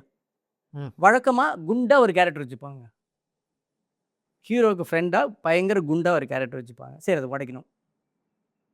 ஓகே, ரொம்ப ஒல்லியாக வச்சுக்கலாமா ஃபைட்டர்னு சொல்லிட்டு, அது கூட நிறைய வந்துருச்சு, அதை உடைக்கணும். அப்போ என்ன தோணுதுன்னா எங்களுக்கு, இவன் தான் ஸ்டண்ட் மேன் ஆச்சு, டூப் போடுறவனாச்சு, குழந்தைங்களுக்கு டூப் போடுற கேரக்டர்ஸ் ஏதாவது இருப்பாங்க, அப்படி ஃபைட்டர்ஸ் யாராவது இருக்காங்களா செக் பண்ணுறேன். ஸோ ஒரு ஷார்ட் மேனாக கொண்டு வரதுன்னு டிசைட் பண்ணேன். ஸோ பூ வந்து ரிலீஸ் ஆகி ஒரு 15-17 இயர்ஸ் இருக்கும்னு நினைக்கிறேன், இஃப் ஐம் ரைட். அன்னைக்கு நீங்கள் வந்து ஒரு புக்கை அடாப்ட் பண்ணி பண்ணியிருந்தீங்க. லைக் யூ செட், நீங்கள் அன்னைக்கு பண்ணப்போ வந்து டிஷ்ஷும் அதுக்கு முன்னாடி ரோஜா கூட்டம் சொல்லாமலே மூணுமே வந்து it was fairly a very good hit film எல்லாமே. அதுக்கப்புறம் இப்போ நீங்கள் வந்து இன்னைக்கு ஒரு புக் அடாப்ட் பண்ணுறீங்க அப்படின்னா என்ன மாதிரியான சென்சிபிலிட்டியில் அதை அப்ரோச் பண்ணுவீங்க? நீங்கள் அன்னைக்கு அந்த கதையை எடுத்ததுக்கு ஒரு காரணம் இருந்திருக்கும். அந்த கதையை நீங்கள் அடாப்ட் பண்ணும்போது இப்போது ஒரு சில விஷயங்கள் அந்த புக்ல இருந்து நீங்கள் ஸ்கிரிப்டாக டிரான்ஸ்லேட் பண்ணும்போது சில விஷயங்களை மாற்றிருப்பீங்க. இன்னைக்கு வேற ஒரு புக்கு நீங்கள் சப்போஸ் எடுக்கிறீங்க, பூ இது இல்லாமல் வேற ஒரு புக் எடுக்கிறீங்கன்னா என்ன மாதிரியான ஒரு எலமெண்ட்டை நீங்கள் யூஸ் பண்ணி, பிகாஸ் இன்னைக்கு பார்க்குறவங்களோட சென்சிபிலிட்டிஸும் மாறி இருக்கு. And you also have a better experience of how a book can be received. இப்போ நான் 100 சாமி பண்ணியிருக்கிறதே ஒரு புக்லேருந்து அடாப்டேஷன் தான். Okay, okay. I thought was a real story. So real story. அதை வந்து பாஸ்கர் வந்து புக்காக போட்டிருக்காரு. ஓகே, அந்த that guided me. Okay. That book has guided me. Ah. So அதுக்கான ரைட்ஸ் வாங்கி தான் நான் பண்ணிட்டு இருக்கேன். நோ ரைட்ஸ் எஸ், பட் இல்ல சென்சிபிலிட்டி நீங்க இல்லை அடாப்ட் பண்ண சென்சிபிலிட்டி. விதத்துல ஆ ஏன்னா கண்டிப்பா. நான் அதை கேட்கணும்னு நினைச்சேன். என்ன கேட்கணும்னு நினைச்சேன்னா, டிரெக்டர்ஸ்க்கு பல வருடங்களா தொடர்ந்து படம் பண்ணிட்டே இருக்கும்போது, நம்ம யங்கா இருக்கும்போது இந்த உலகம் நம்ம கூட தான் இயங்குதுன்ற நம்ம ஒரு நம்பிக்கையில இருப்போம். பல நேரங்கள் அது உண்மையாவும் இருக்கும். We are in sync with the audience அப்படின்னு ஒன்று தோணும். பட் ஒரு 5 வருஷத்துக்கு ஒரு தடவை, 10 வருஷத்துக்கு ஒரு தடவை உலகம் மாறுது. கரெக்டா? அப்போ நம்ம லைட்டாக ஒரு அவுட் ஆஃப் சிங்க் போவோம். அப்படி போனீங்கன்னா நீங்கள் காலி. கரெக்ட்ல? அப்போ இப்போ ஒரு புக்கை அடாப்ட் பண்ணும்போது இன் சிங்க்ல நம்ம பண்றோமா இல்லையான்றது ம் ஒன்று இருக்குல்ல. ம் இப்போ ஒரு படம் பண்ணும்போதுன்னு நான் சொல்றேனே, ஏன் எப்படி ஹவு டு என்ஷூர் நம்ம இன் சிங்க்ல தான் இருக்கோம் அப்படின்றது. பவளமல்லி ஹிட் ஆச்சுன்னா ஏன் ஹிட் ஆகுதுன்னு நீங்கள் யோசிக்கணும். அது நீங்கள் ஃபாலோ பண்ணீங்கன்னா you are going to out of the field. டெஃபினட்டாக அவுட் ஆகிடுவீங்க. உங்களுக்கு பிடிக்குதோ இல்லையோ ஏன் ஹிட் ஆகுதுன்னு தெரியணும். அப்படி இப்போ அவங்க அந்த மாதிரி ஃபாலோ பண்ணாங்க. இந்த பாட்டு சாய் பேங்கர் ஏன் ஃபாலோ பண்ணாங்க? ஒரு படம் ரிலீஸ் ஆகிறதுக்கு முன்னாடியே 2000 கோடி ரூபா பட்ஜெட்டில் இருக்கிற அட்லி வந்து ஏன் ஓகே பண்ணுறாரு? Something must be there. இது நீங்கள் அப்செட் பண்ணலைன்னா யூ கான்ட் சர்வைவ். அதனால தான் சொல்கிறேன், இந்த அப்டேஷன் போயிடுச்சு அப்படின்னா காலி. இத்தனை வருஷங்கள் படம் எடுத்த ஒருத்தருடைய ஃபில்ம் மாதிரி தெரியல. ஒரு யங்ஸ்டருடைய பேஷன். புதுசா இந்த படத்துல இந்த கண்டென்ட்டை, இந்த ஸ்கிரிப்டை நான் எவ்வளோ எங்கேஜிங்கா இன்னைக்கு இருக்கிற மெயின் ஸ்ட்ரீம் ஆடியன்ஸோட கனெக்ட் பண்ணி சொல்ல போறேன்ற அந்த பேஷன் இருந்தது. That is very fascinating for me. Even இப்போ இந்த இதில் கூட வெற்றிமாறன் இப்போ முந்தா நாள் இதில் வந்து சொன்னார், இது வந்து ஓல்டு ஸ்கூல் அப்ரோச்சே கிடையாதுங்க, நியூ ஸ்கூல் அப்ரோச்சுன்னு தான் சொன்னார். நம்ம படத்தை 100 சாமி. பூ வந்து நான் நினச்ச மாதிரியெல்லாம் எடுத்தேன், ஆனால் சக்ஸஸ் ஆகலை. பட் ஸ்டில் பூ சசி தான். ஆமாம். பட் எனக்கு அதில் பெருமையெல்லாம் கிடையாது. அந்த படம் ஓடி இன்னும் என் மனசோடைய மூலையில் மாறி உட்காந்து அழுதுட்டு இருக்கேன். ஏன்னா எவ்வளோ காலம் நான் உன் பின்னாடியே இருந்தேன், என்ன சக்ஸஸ் பண்ணாமல் விட்டியாடா நீ அப்படின்னு அழுதுட்டு இருக்கா உட்காந்து. அது எனக்கு மட்டும் தான் தெரியும். ஓகே. ஆனால் 100 சாமி எப்படி பண்ணியிருக்கேன் அப்படின்னா, பிச்சைக்காரன் இன்டென்ஸ்டாக பண்ணணும்னு நினச்ச இதை வந்து இன்டென்ஸ்டில் தூக்கிட்டு கமர்ஷியலாக பண்ணணும், என்டர்டைன்மெண்ட் பண்ணணும், கொஞ்சம் லைட்டர் பெயினில் பண்ணணும் அப்படின்னு சொன்ன பிச்சைக்காரன் ஹிட் ஆகிடுச்சு. பூ மாதிரி ஒரு சப்ஜெக்ட் தான், இன்டென்ஸ்டான சப்ஜெக்ட் தான் 100 சாமி. ஸோ என்ன பண்ணியிருக்கேன் அப்படின்னா, பூவையும் பிச்சைக்காரனுடைய மொழியையும் மிக்ஸ் பண்ணி அடிச்சிருக்கேன் 100 சாமியில். இது வந்து படம் பார்க்குறவங்க வசந்த் சார் என்ன சொன்னார்னா, இந்த படம் பார்த்துட்டு என்னுடைய குரு, இப்படி ஒரு மிடில் ஏஜ்டு சிங்கிள் மதரை பற்றின ஒரு படத்தை இவ்வளோ ஆக்ஷன் ஓரியன்டாக சசி மட்டும்தான் பண்ண முடியும் அப்படின்னார் சார். அதுதான் நான் வளர்ந்துருக்கேன் அப்படின்னு நினைக்கிறேன். நாம் பார்க்குற மாதிரி மட்டும் இருந்துருக்கூடாது, நமக்கு பிடிச்சதா மட்டும் இருந்துருக்கூடாது, இந்த விஷயத்தை எல்லாத்துக்கும் போய் சேர்த்தணும் அப்படிங்கிற மெச்சூரிட்டி இன்னும் அதிகமாக வந்திருக்கு. இப்போ சிவப்பு மஞ்சள் பச்சை பற்றி பேசும்போது எனக்கு ரொம்ப பிடிச்ச ஒரு சீன் இருக்குது. அதில் பல வருஷமாக தமிழ் சினிமாவில் இன்னொருத்தனை வந்து அவன் ஸ்ட்ராங் இல்லை, இன்னொருத்தனை வந்து அசிங்கப்படுத்துறதுக்காக பொம்பளை மாதிரி பாவாடை கட்டிக்கோ, புடவை கட்டிக்கோ, இப்படி தான் ஒன்று வரும். இதை வந்து ஆக்சுவலாக நீங்கள் சூப்பராக பிரேக் பண்ணியிருப்பீங்க. பொண்ணுங்களோட ட்ரெஸ்ஸுன்னா அதில் என்ன டெரகேட்டரியாக இருக்குது, அதில் என்ன ஒரு அசிங்கம் இருக்குது அப்படின்றத வந்து இந்த கதைக்குள்ளே கொண்டு வந்தது பயங்கர இன்ட்ரெஸ்டிங்கான ஒரு சாய்ஸ்ன்னு நான் நினைக்கிறேன். ஏன்னா அந்த தப்பை யார் பண்ணுறா அப்படின்னா, நம்ம ரெஸ்பெக்டபுளாக அந்த படத்தில் காமிக்கிற ஹீரோ தான் பண்ணுறான். ஒரு வில்லனை வச்சு நம்ம அதை சொல்லலை. அந்த ஆமா. தப்பையுமே நீங்கள் ஹீரோ தான் பண்ண வைக்கிறீங்க. ஆமா. தனஞ்சயன் சார்ட்ட இந்த கதையை சொன்னோன்னே, சார் சார் எனக்கு ஒரே ஒரு இது இருக்கு. ஏன் இந்த பசங்க அவன் அவன் வந்து ஒரு காப். இவன் வந்து அந்த காப் கை நீட்டி நிறுத்தாம போறான் அப்படின்னா, சிக்னல மீறிட்டு போனா அவன் தொரத்தி வந்துட்டு தான் அவன் அடிக்கத்தான் செய்வான். அது இவ்வளோ தூரம் இவன் இது பண்ணிக்க வேண்டிய அவசியம் இல்ல சார். அவன் பையன்கிட்ட இருந்து ஒரு காப் வந்து நம்மள பிடிக்க தானே செய்வான்னு ஒரு மோட்டரிஸ்ட்டுக்கு வந்து ஒரு சைக்கிள் ரேஸ் ஓட்டணும்னு அவனுக்கு தெரியும். அது இவ்வளோ தூரம் எடுத்துக்க வேண்டிய அவசியம் இல்ல அப்படிங்கும்போது, காப்புடைய வேலைய செஞ்சான். இவன் வந்து ரேசருடைய இத பண்றான். ஆனா, இப்படி ஜென்ம எதிரியா இது பண்றதுக்கு எனக்கு கான்ஃப்ளிக்ட் பத்த மாட்டேங்குது சார் அப்படின்னாரு. அவன் என்ன பண்ணான்? அப்ப எனக்கு தோணுனது தான், அப்படி எங்கேயோ அப்படி போய் ஒளிஞ்சிட்டான் ஒரு மொட்டை மாடி மேல. அப்படி இழுத்துட்டு வர்றப்ப அங்க இருந்த ஒரு நைட்டிய உருவுனான். எடுத்து போர்ட வச்சு இழுத்துட்டு வந்தான். அப்படின்னு எனக்கு கான்ஃப்ளிக்ட் ஏத்துறதுக்காக அத பண்ணிட்டேன். அத உடைக்கணும் நான் இப்ப. அது இவன வச்சு தான் உடைச்சாகணும் நானு. கரெக்ட்.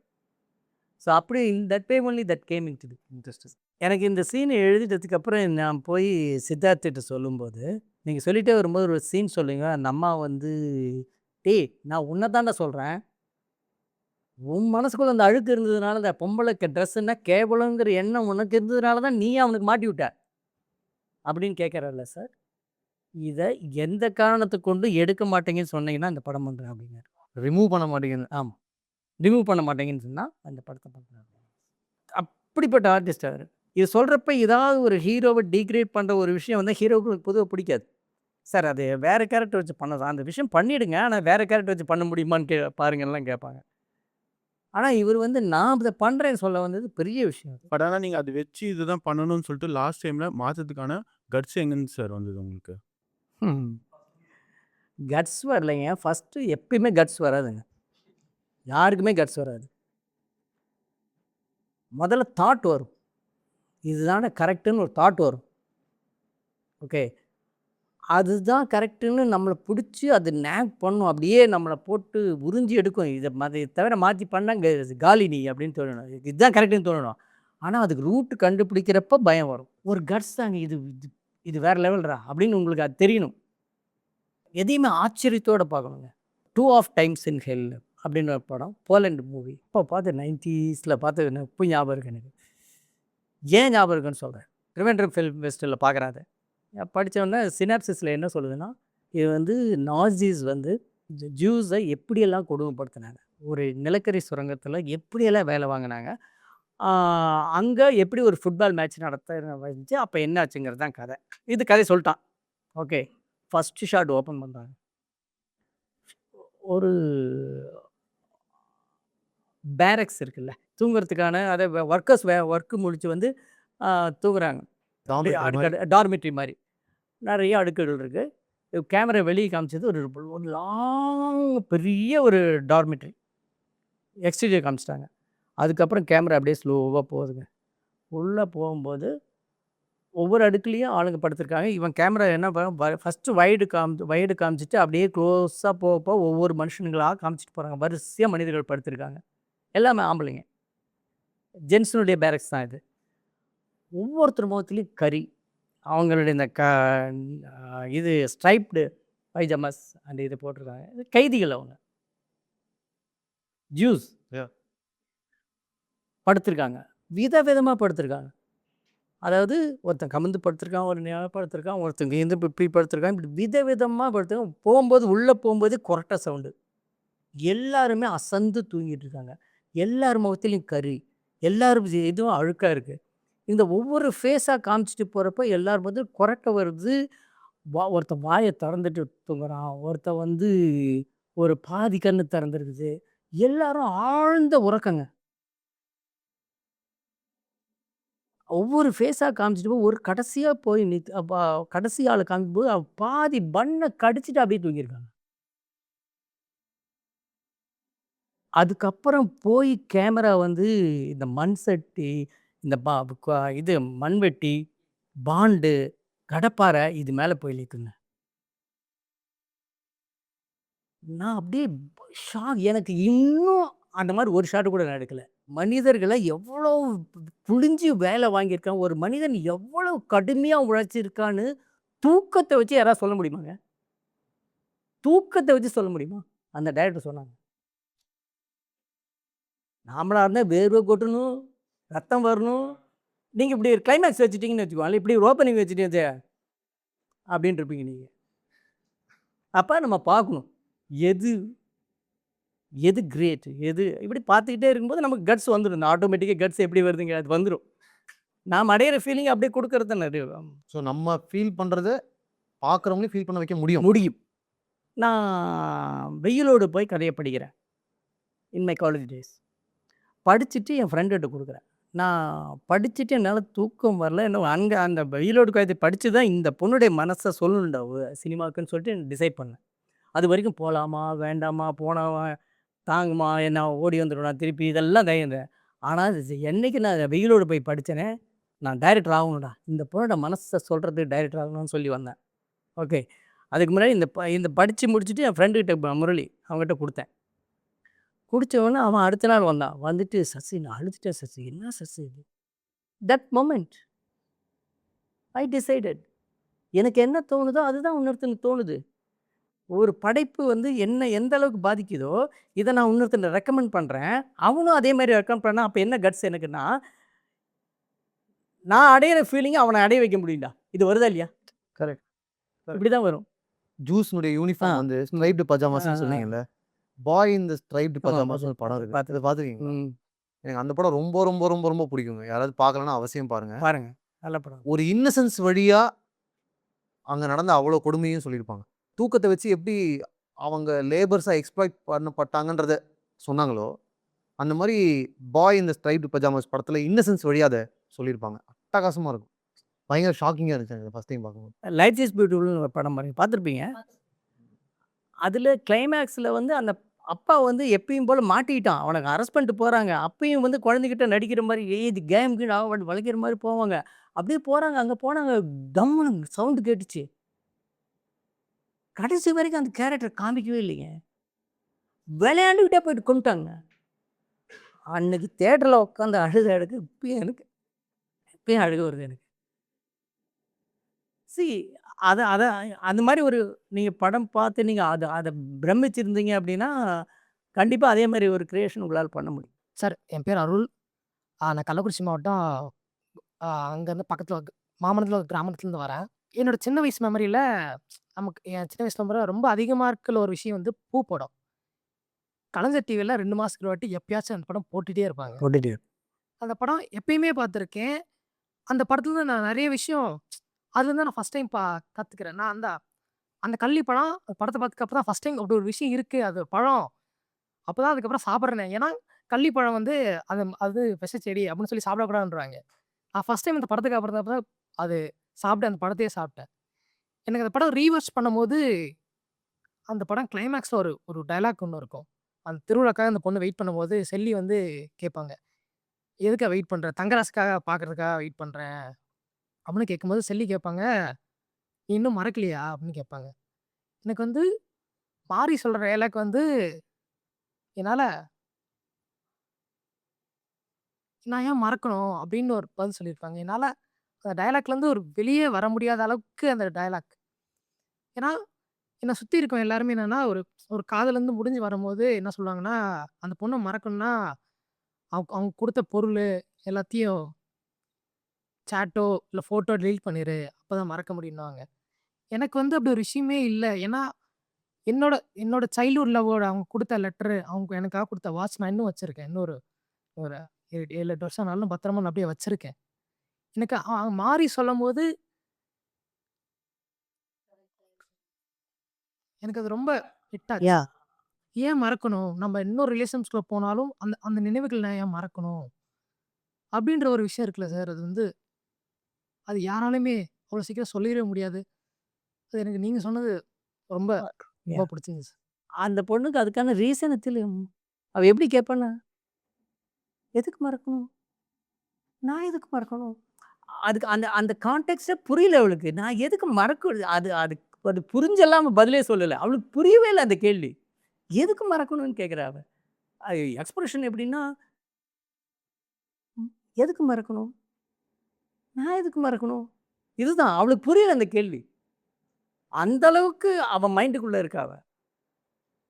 இப்போ அண்ணன் தம்பிங்க யாரையாவது என் தம்பியை மறக்கணும், எங்கள் அண்ணனை மறக்கணும்னு எப்படி மறப்பாவ? எதுக்கு மறக்கணும்? அதே மாதிரி தான் எனக்கு அவன் எதுக்கு மறக்கணும்னு கேட்குறேன், இன்னசென்ட்டாக கேட்பான். சார் காதல் வாழ்க்கை வந்தோடனே நீங்கள் பழசுலேருந்து வந்துட்டீங்க அதை மறந்துடுங்க அப்படின்ற ஒரு ஒரு விஷயம் எல்லாம் ரொம்ப வருஷமாக சொல்லிக்கிட்டே இருந்தேன். ஆனால் அது ஏன் நான் மறக்கணும், அதை மறக்க தேவையில்ல அப்படின்னு சொன்னது முதல்ல எனக்கு நீங்கள் தான் சார் பட்டீங்க அதை. தேங்க்யூ. உங்களுக்கு சீக்கிரம் வேற யாராவது ஒரு புது வாட்ச் வாங்கி கொடுக்கட்டும். ஜாலியா இருக்கு. வந்துருச்சா? சந்தோஷமா இருக்கு. அதெல்லாம் வந்துருச்சு. அதெல்லாம் வந்துருச்சா? Super super. கண்ணெல்லாம் கலங்கினோடனே வரலன்னு நினைச்சிட்டேன். அது வேற, அந்த கலங்கிறது கலங்கினது தான். இதை வந்து அக்செப்ட் பண்ணி இது கிராஸ் சி லெட் இட் கோன்னு. அதான் நீங்கள் பண்ணுறது தான் கரெக்ட். எல்லாத்தையும் மாறி போயிட்டே இருக்கும், காலம் ஓடிட்டே இருக்கும். அதுக்குள்ள அந்த சிவப்பு சட்டை எத்தனை வாட்ச் வந்தாலும் பழைய வாட்ச்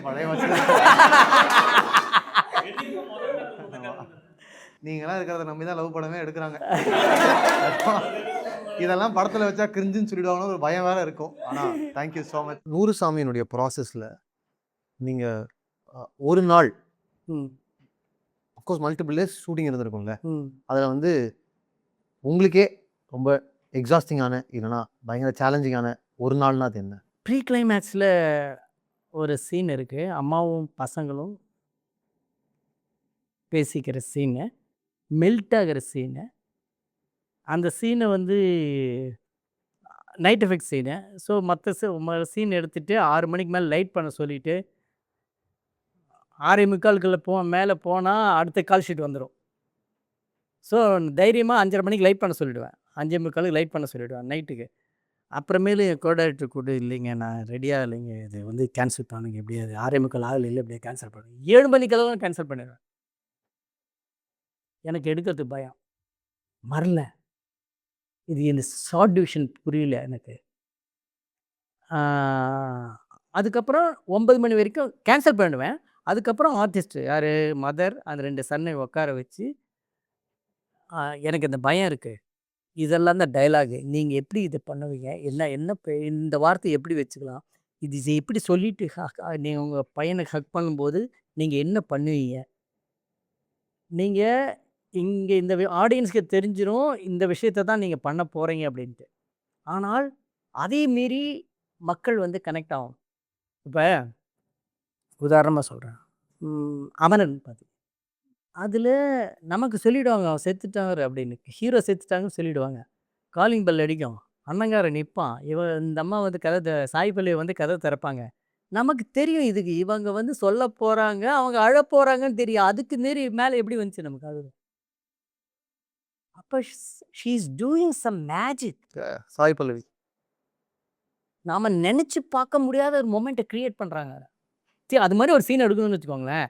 ஏன்னா ஃபஸ்ட்டு டே கேன்சல் பண்ணுறேன், அப்புறம் 3 நாளைக்கு அப்புறம் மறுபடியும் ஷெட்யூல் போடுறேன், சரி இன்றைக்கி எடுத்துட்றேங்க அப்படிங்கிற, அதையும் கேன்சல் பண்ணுறேன். அவங்களாம் சார் நாங்கள் பண்ணிடுறோம் சார்.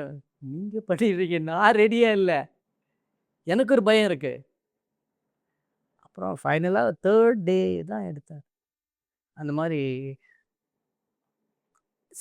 அந்த மாதிரி ஏதாவது ஒரு சீனாவது உங்கள் படத்துக்குள்ளே இல்லைன்னா, நீங்கள் எடுக்கிறதுக்கு பயப்படுற சீன் இல்லைன்னா, யூ ஆர் நாட், என்ன மீனிங்னா you are not doing a good movie.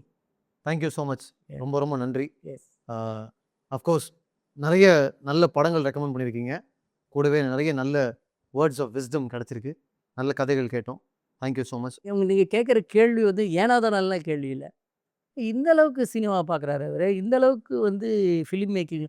நீங்கள் உங்களை ஆக்டராக பார்த்து நான் வந்து பிரமிச்சிருக்கேன் இந்த மனுஷனை. உன்னாசைமோ நான் பார்த்துக்கிட்டே இருக்கேன். இந்த ட்ரெயினில் நிற்கிற இடம், வீட்டில் படுத்து தூங்கிட்டு அவன் வரேன்னு சொல்லிட்டு ஓடுற இடம், நல்ல நடிகராக இருக்கான்னு இருந்தாலும் ஏன் இவனெல்லாம் மிஸ் பண்ணுறோம் நாம்? நிச்சயமாக சத்தியமாக தோணுச்சிங்க எனக்கு. ஆனால் அதுக்கப்புறம் தான் தெரியும் இவர் தான் அவருன்னுங்கிறது, எனக்கு அப்புறமேல் தான் தெரியும் வச்சுக்கோங்களேன். ஸோ இன்னும் எல்லா விதத்துலேயும் ஒரு நடிகனாகவும் என்னை வந்து ஆச்சரியப்படுத்துறீங்க. அதாவது ஒரு இன்டர்வியூ பண்ணும்போது நீங்கள் கேட்குற கேள்வி இருக்கு இல்லையா, அதுவும் வந்து ரொம்ப it gives some insight to the audience. So keep it up. So thank you all guys. Thank you all. Thank you so much.